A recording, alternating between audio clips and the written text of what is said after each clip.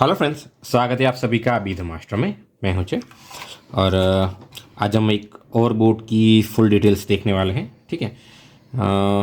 ये हमारे पास जेब्रोनिक का 41 मदरबोर्ड है। आप देख सकते हैं कि 775 सॉकेट है और DDR3 रैम है। तो ये डेफिनेटली 41 मदरबोर्ड है। ठीक है। तो डीलर ने हमें प्रोसेसर दिया है, ठीक है, और कुछ नहीं दिया है। इसकी प्रॉब्लम प्रॉब्लम इसकी मुझे ठीक से याद नहीं है, लेकिन डेफिनेटली नो डिस्प्ले ही होगा। ठीक है, या तो डेड होगा। ठीक है। तो इस बोर्ड के बारे में सारी चीज़ें देखेंगे। ठीक है। ये भी एक रिक्वेस्टेड वीडियो है कि बेसिकली कौन से वोल्टेज कहाँ पे होते हैं और ट्रेसिंग क्या होता है, साथ में क्या क्या कॉमन प्रॉब्लम होती है इस बोर्ड में, वो सारी चीज़ें आज हम देखने वाले हैं। ठीक है। पहले कुछ बेसिक चीज़ें बता दूं। ये PCI एक्सप्रेस स्लॉट है, ये PCI स्लॉट है, ये हमारा 775 का सॉकेट है जिसमें प्रोसेसर लगा हुआ है, DDR3 रैम है, 4 पिन एंड 24 पिन कनेक्टर। ठीक है। तो क्या प्रॉब्लम होता है इसमें, उसके बारे में पहले देखते हैं। ठीक है।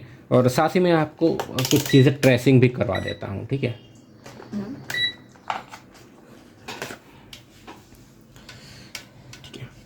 तो आप देख सकते हैं कि ये हमारा 24 पिन कनेक्टर है, ये वाला SMPS का। ये यहाँ पे ऐसे लगता है। ठीक है। ठीक है।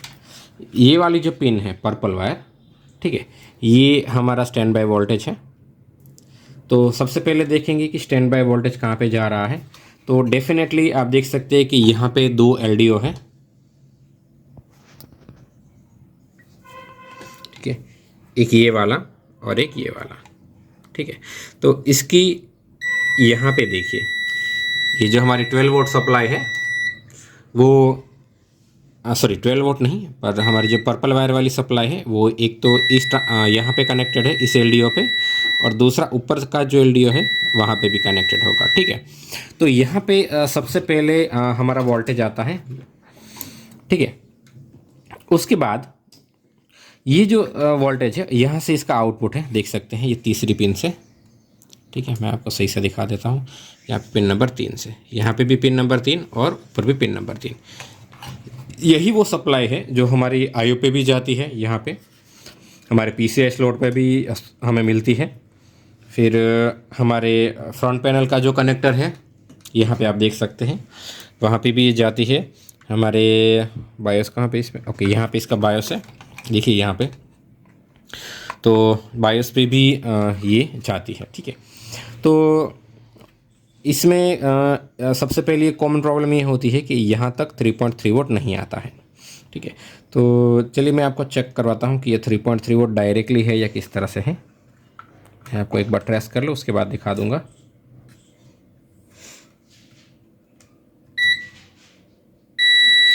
ओके, देखिए हमारा ये जो पावर ऑन का बटन है, ठीक है, ये 3.3 वाला यहाँ पे एक रजिस्टर है उसके साथ कनेक्टेड है। ठीक है। यहाँ पे देखिए 1 2 3 4 5 रजिस्टर लाइन में है। उसमें ये वाला जो रजिस्टर है ऊपर से सेकंड वाला, ठीक है, उसके ऊपर ये आ रहा है। तो डेफिनेटली उस रजिस्टर पे इनपुट हमारे कहीं ना कहीं, देखिए ये LDO से आ रहा है। ठीक है, वहाँ पे।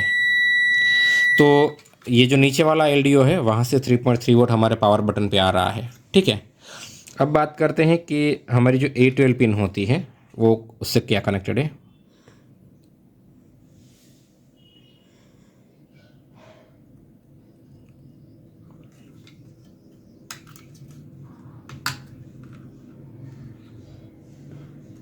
इससे कनेक्टेड नहीं है, एक मिनट।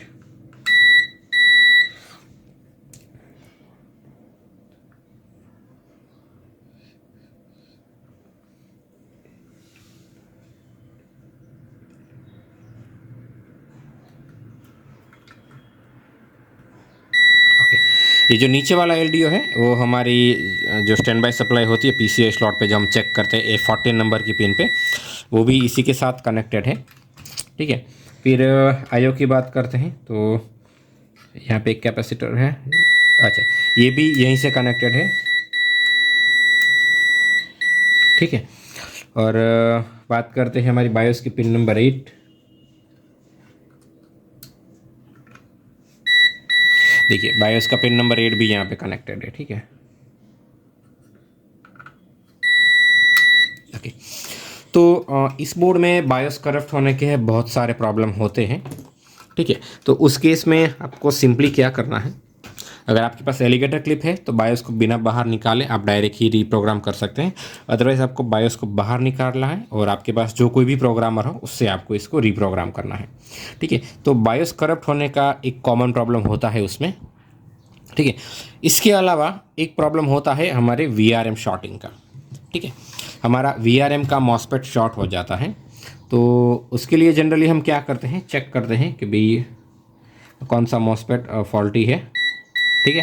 ये रीडिंग इसलिए दे रहा है एक लोअर गेट मॉसफेट क्योंकि हमने प्रोसेसर लगाया हुआ है, ठीक है। या हो सकता है कि शॉर्टिंग भी हो क्योंकि मैंने तो चेक भी नहीं किया। तो चलिए साथ ही में वो भी चेक करते हैं कि क्या स्टेटस है, ठीक है। देखिए ये हमारा ग्राउंड है, ये हमारा 12 वोल्ट है जो हमारे मेन मॉसफेट के ड्रेन के साथ कनेक्टेड है, आप देख सकते हैं यहाँ पे, ठीक है। और मेन मॉसफेट का जो सोर्स है और सेकेंडरी मॉसफेट के ड्रेन के साथ कनेक्टेड है। तो एक तो हमें ये चेक करना है कि हमारा मेन मॉसफेट शॉर्ट है कि नहीं। तो देखिए हमारा मेन मॉसफेट शॉर्ट नहीं है। फिर चेक करते हैं कि क्या हमारा सेकेंडरी मॉसफेट शॉर्ट है।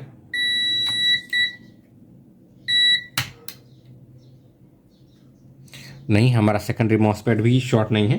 तो हमारा प्राइमरी और सेकेंडरी मॉसफेट शॉर्ट नहीं है, ठीक है। क्योंकि ये भी बहुत सारे केस में फॉल्टी मिलता है।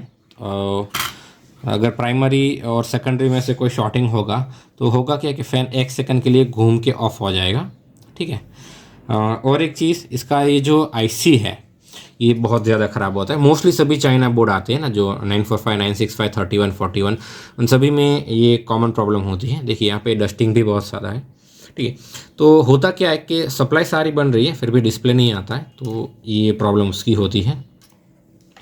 उसके अलावा आप देख सकते हैं कि यहाँ पे 2 मॉसफेट कॉइल कैपेसिटर से हमारा एक रैम का VRM बन रहा है, ठीक है। ठीक है, यहाँ पे हम चेक करते हैं कि इसका जो मेन वोल्टेज है वो कहाँ से आ रहा है।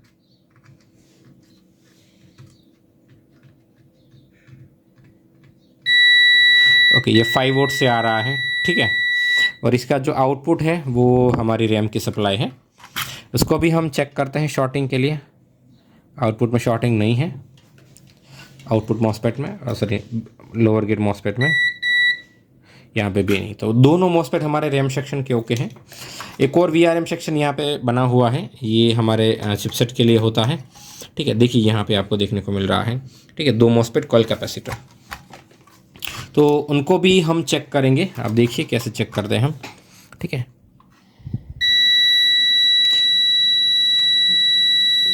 इसका रीडिंग बहुत ही लो आ रहा है, मैं एक बार डायोड मोड पे चेक करो। ओके ना, सही है, 17 आ रहा है, ठीक है।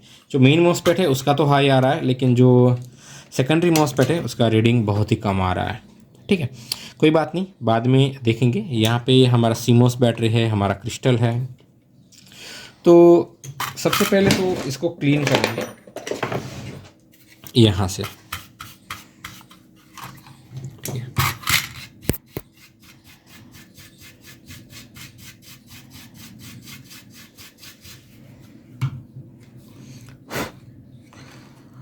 हाँ, और हमारे CPU सॉकेट को भी क्लीन करेंगे। 775 के सॉकेट को आप आसानी से क्लीन कर सकते हैं अगर आप एक ही साइड अगर ब्रश घुमाते हैं तो, ठीक है। लेकिन अगर इसके ऊपर के जो सॉकेट है 1155 है, 1160 है, 1151 है, 1150 है, तो उसमें आपको इस तरह से ब्रश नहीं लगाना है, ठीक है। CPU की सॉकेट की कंडीशन भी आपको चेक करनी है। देखिए कोई इशू नहीं है। कभी कभार क्या होता है कि पिंस डैमेज होती है, और यहाँ पे आप देखिए, ठीक है, यहाँ पे कंडीशन अच्छी नहीं है, तो क्या करेंगे, इसको क्लीन करेंगे, ठीक है। डस्ट बहुत ज़्यादा है, उस वजह से भी होता है पावर ऑन नो डिस्प्ले का केस, ठीक है।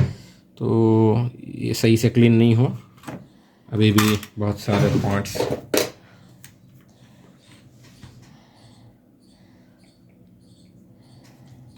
चलिए देखते हैं।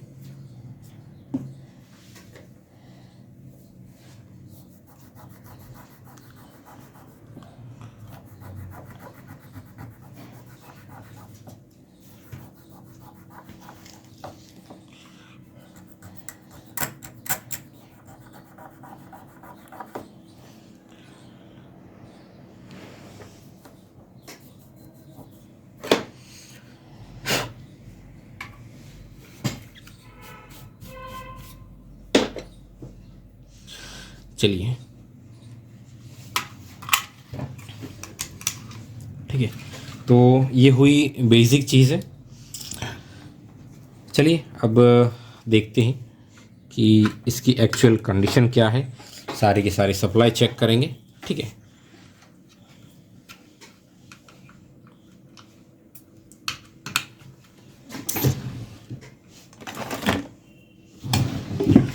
DDR3 रैम लगाएंगे, साथ ही में रैम स्लॉट को भी क्लीन करेंगे, क्योंकि यहाँ पे कोई कार्बन वगैरह है तो भी दिक्कत होती है। एक और प्रॉब्लम है इस बोर्ड में, इसका जो SM डेटा SM क्लॉक है वो मिसिंग हो जाता है, ये भी कई बार होता है। हम पोस्ट कार्ड लगाएंगे इस बार ताकि आप देख पाएँ, ठीक है। मैं सिंपली इसको ऑन करता हूँ, अभी पावर बटन मैंने प्रेस नहीं किया है। एक प्रोब को मैं परमानेंटली ग्राउंड करता हूँ और सबसे पहले क्या चेक करेंगे, देखिए यहाँ पे जो LDO है उसका इनपुट, मैं मल्टीमीटर को DC मोड पे सेट करता हूँ और यहाँ पे मैंने टच किया है, ठीक है। देखिए यहाँ पे, ठीक है, और अब आप वहाँ पे देखिए 5 वोल्ट आ रहा है इनपुट में, और अगर मैं आउटपुट पे टच करूँ तो देखिए 3.2 वोल्ट आ रहा है, ठीक है। सारी चीज़ें हम यहाँ पे चेक कर सकते हैं। देखिए यहाँ पे 3.2 आना चाहिए, आप देख सकते हैं मल्टीमीटर में। तो हमारे पावर बटन पे 3.2 वोल्ट आ रहा है। हमारी बायोस की पिन नंबर 8 है, उसके ऊपर भी आप देखिए 3.2 आ रहा है, ठीक है। और हमारे IO पे भी 3.2 वोल्ट आ रहा है, ठीक है। तो ये बेसिक चीज़ें हैं जो हमें हमेशा चेक करनी होती हैं। चलिए, कुछ दिक्कत तो नहीं लगती, ट्रिगर करते हैं तो definitely power on no display का केस होगा, डेड का केस तो नहीं होगा। तो मैं ट्रिगर कर रहा हूँ, देखिए मैंने ट्रिगर किया है, ठीक है, लेकिन हमारा कोड कोई भी चेंज नहीं हो रहा है। आप देख सकते हैं कोड एज इट इज़ है जो पहले था, ठीक है। सीधा कोर पे चलते, क्या हमारा कोर बन रहा है, तो देखिए 1.2 वोल्ट अप्रॉक्सीमेट हमारा कोर बन रहा है, ठीक है। हमारी चिपसेट की सप्लाई बन रही है, एक मिनट, ये इनपुट था, देखिए 1.2 वोल्ट बन रहा है। हमारी रैम सप्लाई चेक करते हैं, 1.7 वोल्ट, ठीक है, बन रही है।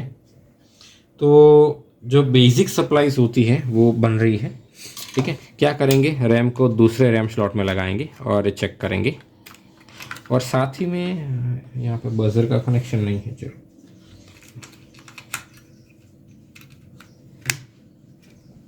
ठीक है। तो चलिए फिर से ऑन करते हैं और देखते हैं।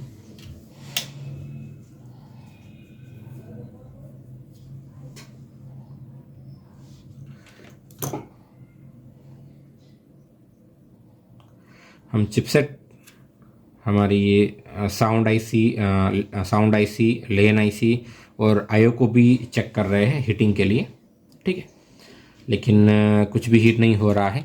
चलिए, प्रोसेसर थोड़ा सस्पेक्टेड है क्योंकि कंडीशन अच्छी नहीं है। तो क्या करेंगे, एक 100% वर्किंग प्रोसेसर लगाएंगे एंड होपफुली सिर्फ इतना ही प्रॉब्लम निकलेगा इस बोर्ड में, ठीक है। चलिए चेक करते हैं। हाँ देखिए, इस बार कोडिंग चेंज हुआ, 2.0 आया है, ठीक है। पहले किसी भी तरह का कोई भी कोडिंग नहीं आ रहा था, लेकिन अभी एटलीस्ट एक बार कोड चेंज हुआ है। चलिए एक बार रैम फिर से चेंज करके चेक करते हैं कि क्या स्टेटस दिखाता है हमें।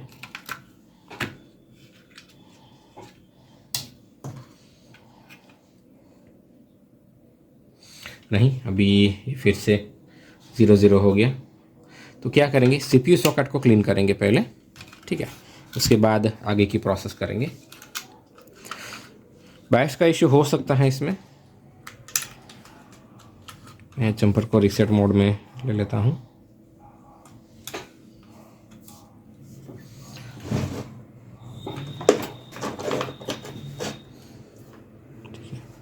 सॉकेट को क्लीन करेंगे।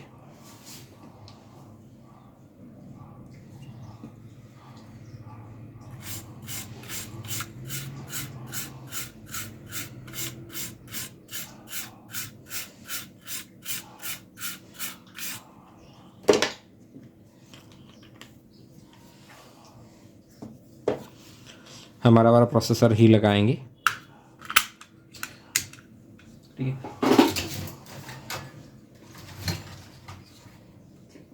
साथ ही में यहाँ पे थोड़ा वेट भी देंगे क्योंकि ये सही से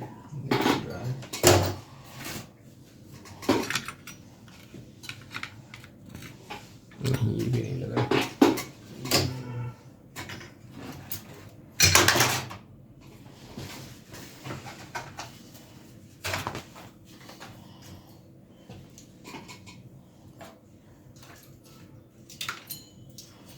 ये 775 का ही होगा फ़ैन, हाँ उसी का है, ठीक है।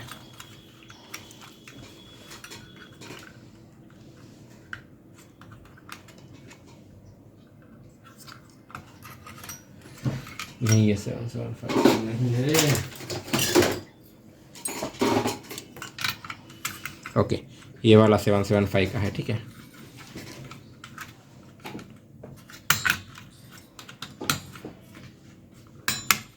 ओके चलिए, बैटरी लगा देते हैं। ऑन करेंगे पहले, बायस रीसेट मोड पे ही है, आप देख सकते हैं, ठीक है। फिर इस जंपर को इसकी सही जगह पे लगाएंगे और देखते हैं।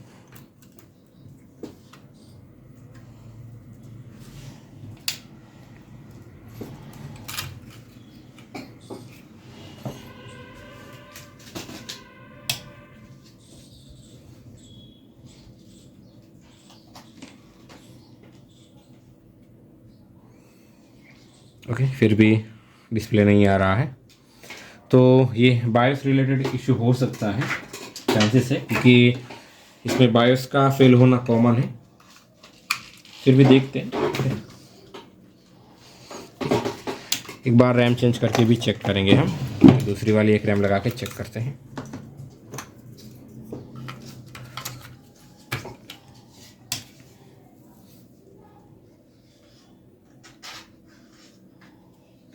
देखिए कोड थोड़ा सा चेंज हुआ, उसके बाद रुक गया, ठीक है। फिर से पुराने वाली रैम लगाते हैं। आपके पास मल्टीपल रैम होनी चाहिए, क्योंकि कभी कभार ऐसा होगा कि कुछ रैम सपोर्टेड नहीं होगी। देखिए ये चल रहा है, फिर रुक रहा है। एक बार फिर से प्रोसेसर चेंज करेंगे, ठीक है, क्योंकि हो सकता है मेरे वाले प्रोसेसर में भी कोई दिक्कत हो, प्रोसेसर कनेक्ट नहीं होने की वजह से भी ऐसा होता है। मैं एक बार चेक कर लूँ। अच्छा ठीक है, इसको निकाल लेते हैं।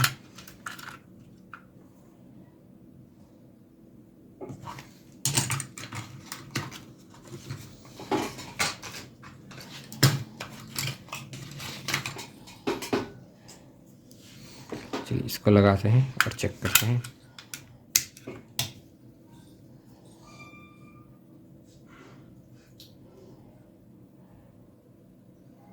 प्रोसेसर बिल्कुल भी हीट नहीं हो रहा है।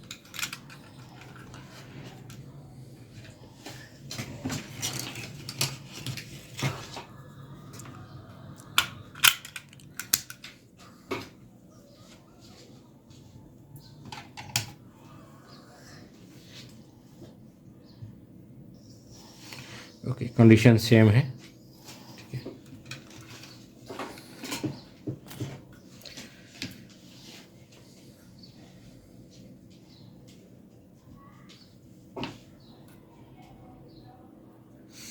कोई रीज़न नहीं है, तो क्या करेंगे, बायोस रिप्रोग्राम करेंगे इसका, ठीक है, क्योंकि ये सबसे पहली चीज़ है जो हमें करनी है।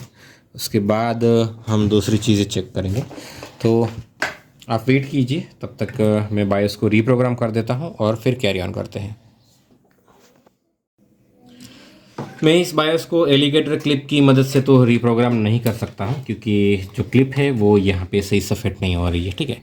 तो मैंने क्या किया, मैंने बायोस से निकाल लिया, ठीक है, और रिप्रोग्राम करेंगे हम।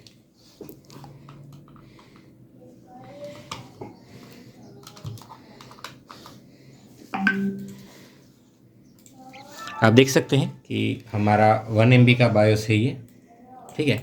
सबसे पहले क्या करेंगे, इसको बैकअप ले लेंगे, ताकि अगर कोई इशू हो तो हम वापस से रिप्रोग्राम कर सकें।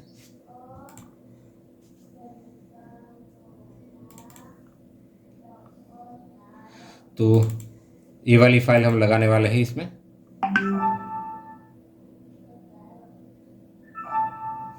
ये हो गया रीप्रोग्राम, बहुत ही फास्ट हो गया। ठीक है,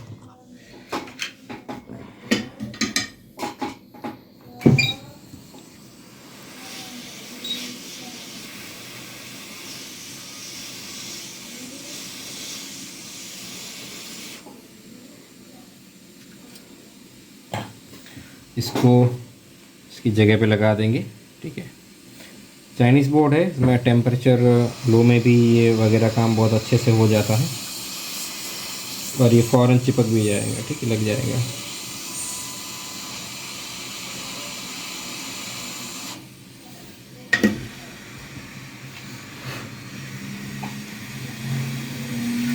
एक बाजू में ये कैपेसिटर है, लेकिन उसको पता भी नहीं चला होगा। ठीक है, चाइनीज़ बोर्ड में क्या होता है, कंपोनेंट निकालना और लगाना बहुत ही इजी होता है। ठीक है, फिर भी मैं सभी के सभी पिन पे एक बार कंफर्म कर लूँ कि सारी की सारी पिन प्रॉपरली टच है। ये कभी कभार होता क्या है, प्रॉब्लम बायोस का ही होता है। हमने बायोस कर दिया, प्रॉब्लम सॉल्व भी हो गया, लेकिन वो सही से नहीं लगा है। उस वजह से क्या होता है कि हमारा प्रॉब्लम सॉल्व नहीं होता है। तो सही से लग चुका है, आप देख सकते हैं इसमें, अगर मैग्नीफाइंग ग्लास के थ्रू आपको दिख रहा है तो देखिए। ठीक है, तो चलिए क्या करेंगे अब, इसको ठंडा होने देंगे थोड़ा।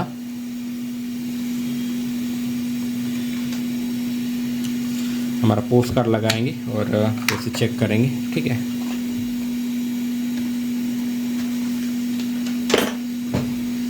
कि क्या हमारा प्रॉब्लम सॉल्व हुआ कि नहीं।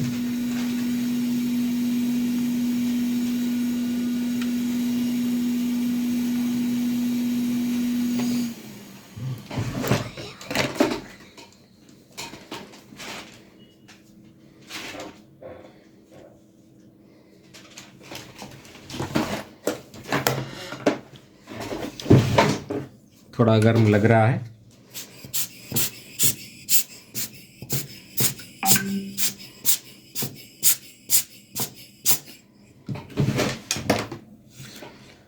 चलिए ऑन करते हैं और चेक करते हैं कि क्या सिर्फ और सिर्फ बायोस का ही प्रॉब्लम था।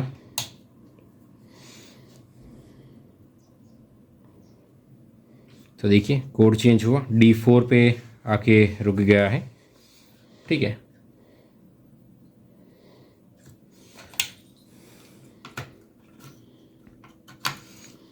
पहले तो कोड नहीं आ रहा था, अब एटलीस्ट कोड आ रहा है, लेकिन हर बार आता है क्या वो चेक करते हैं। तो देखिए कोड हर बार आता है, इस बार ज़्यादा चेंज हुआ। तो एक अंदाज़ा तो लगा ही सकते हैं कि भाई कहीं ना कहीं बायोस का इशू तो था ही। फिर भी अभी डिस्प्ले नहीं आ रहा है, ये अपने आप बंद हो गया। एक बार ये फिर से ऑन हुआ, D5 कोड आया, कोड कंटिन्यू चेंज हुआ और हमारा ज़ेब्रानिक का डिस्प्ले आ गया। ठीक है, तो ये था हमारा प्रॉब्लम और उसका सॉल्यूशन। चलिए पहले वाले रैम स्लॉट में भी चेक करते हैं, क्योंकि हमें डीलर को बताना है अगर दूसरा वाला रैम स्लॉट काम नहीं कर रहा है तो। ठीक है, नहीं पर दूसरा वाला रैम स्लॉट भी काम कर रहा है। देखिए इसमें भी डिस्प्ले आ गया। ठीक है, चलिए अब एक और चीज़ चेक करनी बाकी है, हमें उनका प्रोसेसर लगा के चेक करना है। ठीक है, कि वो सही है कि नहीं, वरना हमें बोर्ड रिपेयरिंग के साथ साथ प्रोसेसर का भी बोलना पड़ेगा। वो तो डीलर अपने एंड से दे देगा, नहीं उनका वाला प्रोसेसर भी सही है। ठीक है, तो देखिए ज़ेब्रानिक लिख के आ गया। ठीक है, तो ये बायोस वाला इसके अंदर एक कॉमन प्रॉब्लम है। मैं आपको सारी प्रॉब्लम के बारे में जल्दी से फिर से बता देता हूँ, इसमें क्या क्या होता है और आप कैसे उसको सॉल्व कर सकते हैं। ठीक है, तो देखिए एक तो बायोस का प्रॉब्लम होता है जो कि कॉमन प्रॉब्लम है इस बोर्ड में। ठीक है, तो अगर आपको ऐसा फेस हो रहा है कि कोड एक आध बार चेंज होकर रुक रहा है बोर्ड में, तो आप बायोस करके देखिए। ठीक है, पहली चीज़ वो। दूसरा कि इसका जो VRM सेक्शन के मॉसफेट है वो बहुत ही ख़राब होते हैं, तो वो भी आपको चेक करना है शॉर्टिंग है कि नहीं। ठीक है, अगर सब कुछ ओके है तो डेफिनेटली ये IC प्रॉब्लम कर रही होगी, बहुत ज़्यादा प्रॉब्लम करती है ये। ठीक है, इसका भी प्रॉब्लम होता है। तो बायोस का प्रॉब्लम है तो generally power on no display के केस में जाएगा। मॉसफेट का इशू है तो पावर ऑन नो डिस्प्ले भी हो सकता है और ऑन होके 1 सेकंड में ऑफ भी हो सकता है, ठीक है। और ये जो हमारा आईसी है इसकी वजह से mostly power on no display आता है, सब कुछ बन रहा है लेकिन ये आईसी काम नहीं कर रहा होता है, ठीक है। एलडीओ नहीं बन रहा है तो ये दोनों जो कंपोनेंट है इसको आपको देखना है। अगर रैम सप्लाई नहीं बन रही है तो सॉरी फ्रेंड्स, एक कॉल आ गया था। तो रैम सप्लाई अगर नहीं बन रही है तो आपको देखिए यहाँ पे ये 2 मॉसफेट है, ठीक है, उनको चेक करना है। उनकी गेट सप्लाई यहाँ पे जो आईसी है दोनों में से एक कंट्रोल कर रही होगी, ठीक है, तो वो चीज़ आपको चेक करनी है। फिर एक प्रॉब्लम आता है इसमें VDD SPD मिसिंग का, ठीक है, इसकी पिन नंबर 236 पर। तो पिन VDD SPD मिसिंग होने की वजह से भी पीछे पावर ऑन नो डिस्प्ले होता है। एक और प्रॉब्लम आता है यहाँ पे 3.3 वोल्ट नहीं आता, तो वो मैंने आपको एक रजिस्टर दिखा दिया, ठीक है। और क्लॉक का भी प्रॉब्लम आता है लेकिन वो रिपेयरेबल नहीं है। रीज़न ये है कि आपको दूसरा क्लॉक नहीं मिलेगा, मिल जाता है तो आप चेंज करके लगा सकते हो। फिर यहाँ पे क्या प्रॉब्लम आता है वो मैं दिखा देता हूँ। ये जो चिपसेट की सप्लाई है उसकी जो ड्राइवर आईसी है वो फॉल्टी हो जाती है, कभी कभार वोल्टेज कम बनते हैं, ठीक है, कभी कभार ये मॉसफेट हीट होते हैं, उस वजह से भी आपको ये चेंज करनी होती है। तो बेसिकली इतनी प्रॉब्लम इस बोर्ड में आती है। और क्रिस्टल का प्रॉब्लम भी आता है, ठीक है। तो ये ओवरऑल हो गया इस बोर्ड का कि क्या क्या प्रॉब्लम आती है और उसको सॉल्व करने के लिए आपको क्या चेक करना है, ठीक है। हमारे केस में तो सिंपली बायस का प्रॉब्लम था, हमने बायस रीप्रोग्राम किया तो हमारा प्रॉब्लम सॉल्व हो गया, ठीक है।